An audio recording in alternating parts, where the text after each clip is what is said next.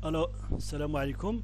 Alors, dans cette deuxième partie de l'exercice 3 de la série 2 du module de vibration, on vous dit, voilà, quelle erreur commettons en assimilant la pseudo-période TA à la période T0 de l'oscillateur. La période T0, c'est la période propre du système lorsqu'il n'y a pas d'amortissement. Voilà. Alors là, l'erreur commise qu'on peut commettre si on va remplacer T A par T0. Alors on va voir ici. Alors la pseudo-période est donnée par oméga A, bien sûr, elle est égale à racine carrée de oméga 0 carré moins oméga moins gamma au carré. Rappelez-vous, le oméga 0, c'est la pulsation propre et gamma, le facteur d'amortissement. Maintenant, si on multiplie par TA des deux côtés, on aura TA oméga A égale à racine carrée de TA oméga 0 au carré moins TA gamma au carré, qui est égal à 2pi. Rappelez-vous, oméga A égale à 2pi sur TA. Maintenant, ou encore 2pi égale à 4pi au carré, TA sur T0 au carré, moins delta au carré. Voilà, puisque, rappelez-vous ici, le TA fois gamma, c'est le décrément logarithmique, et TA fois oméga 0, avec oméga 0, c'est 2pi sur T0, on aura, voilà, 2pi égale à racine carrée de 4pi au carré, TA sur T0 au carré moins delta au carré. Voilà, bien sûr, avec oméga 0 égale à 2pi sur T0, où T0 est la période propre du système, c'est-à-dire lorsque celui-ci n'est pas amorti. On a donc, voilà, on va élever au carré, et vous aurez 4pi au carré égale à 4pi au carré, TA sur T0 au carré moins delta au carré. Maintenant, on peut par une manipulation simple trouver que TA sur T0 égale à racine carrée de 4pi au carré plus delta au carré sur 4pi au carré, ou encore racine carrée de 1 plus delta sur 2pi au carré. Voilà. Maintenant, on calcule l'erreur relative. C'est quoi l'erreur relative? C'est delta T sur T0 qui est égal à TA moins T0 divisé par T0, ou encore TA sur T0 moins 1. Mais on a déjà trouvé l'expression de TA sur T0 qu'on va la remplacer ici. Voilà, moins 1. Maintenant, l'erreur relative est donnée par, voilà, je remplace delta par 0, sa valeur qu'on a trouvée auparavant, c'est 0,071 sur 2pi au carré moins 1, et tout calcul fait, on trouve que l'erreur commise, voilà, en remplaçant TA par T0 égale à 6,38 10 puissance moins 5. C'est une valeur très petite et qui va confirmer la véracité de notre choix, c'est-à-dire de remplacer TA par T0. L'erreur commise est très minime. Voilà. C'est-à-dire on peut remplacer avec une bonne approximation TA par T0 dans ce cas où l'amortissement est très faible. Voilà. Alors on vous demande après de trouver la valeur du coefficient de frottement, et je vous donne ici la relation qui relie le coefficient de frottement au facteur d'amortissement gamma, à savoir bêta égale à 2 gamma fois m. M, c'est la masse. Alors en assimilant bien sûr TA à T0, c'est-à-dire en remplaçant TA par T0, on aura l'expression du décrément logarithmique qui est gamma fois TA. En remplaçant TA par T0, on aura gamma fois T0. Alors gamma égale à, voilà, égale à delta sur T0, mais T0 égale à 2pi sur oméga 0.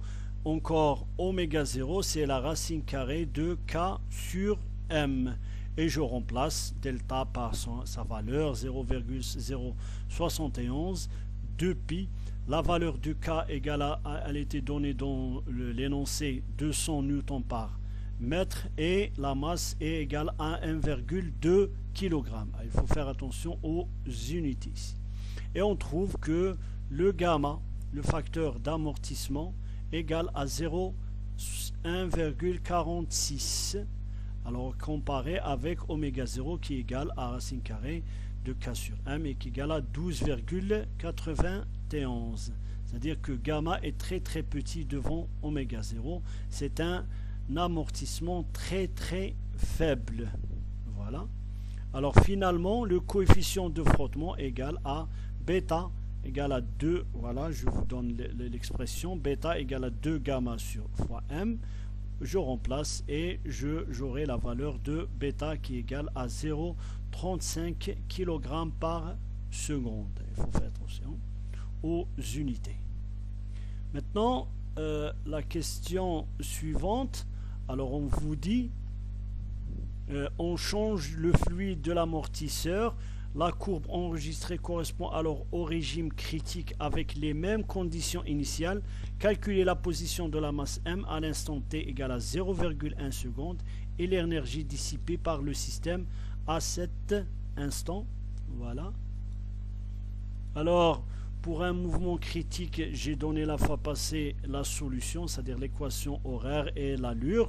Alors, je vous rappelle ici l'équation horaire, c'est-à-dire la solution de l'équation de mouvement du système lorsque celui-ci est au régime critique. Alors régime critique, ça veut dire que le facteur d'amortissement est égal à la pulsation propre du système. Maintenant, si on reprend les mêmes conditions initiales, à t égale à 0, on écarte la masse de sa position d'équilibre d'une distance 0,05 cm, ou plutôt ou bien c'est 5 cm, et on la lâche sans vitesse initiale. Voilà, x.0 égale à 0 mètres par seconde. Alors si on remplace ici par exemple x0, je remplace t par 0 et je remplace exponentielle moins gamma de t, t par 0, j'aurai b égale à x0. Rappelez-vous que gamma dans ce cas-là égale oméga 0. Je peux remplacer gamma par oméga 0.